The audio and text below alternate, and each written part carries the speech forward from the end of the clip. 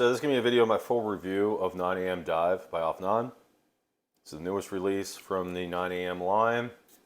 It's the atomizer. If you haven't seen my first impressions, what you're going to get out of this, it's going to remind you a lot of YSL Y, specifically the live variants of Y. In the opening, you're going to get a lot of that Y DNA. You are going to get this juicy apple, which is listed in the notes. You're going to get this effervescent kind of aldehydic vibe in the opening, again, from the Y. You're also going to get a kick of powderiness that's going to remind you of something like Blue de Chanel. As you wear this on the skin, it's going to turn from more of that Y DNA that's prominent in the opening.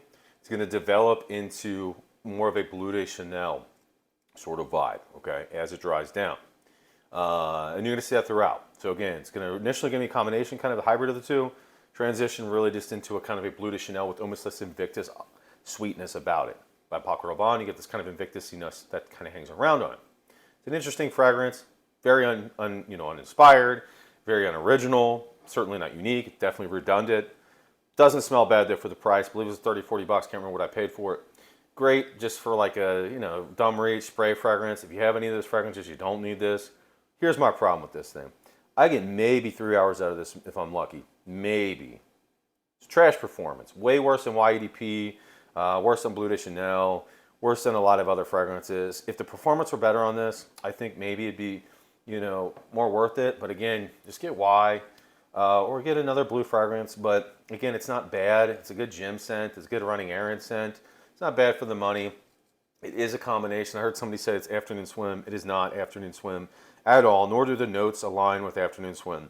Afternoon swim, for anybody who's not smelt it, smells just like Bulgaria's Tiger, but it's got orange instead of grapefruit. This does not smell like Bulgaria's Tiger. You do not get that huge burst of ambroxan. You do not get that huge citrus burst. Here you have, and again, these are the notes. I'm going to just run through them just for comparison purposes.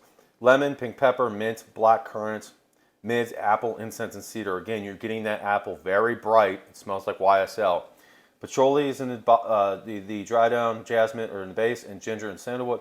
You're getting that ginger too, and that's giving that kind of that aldehydic sparkly vibe. You get a little bit of that lemon, the pink pepper.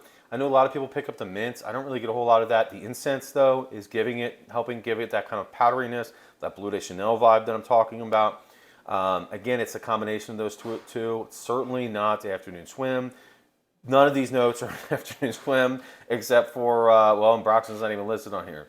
So don't expect that. I know the name kind of insinuates that it's going to be that. It is not. So anyway, hopefully this was helpful. Again, certainly not bad for the money. It's just, if you have any blue fragrances, this is redundant as it gets. It's really not worth the money in my opinion.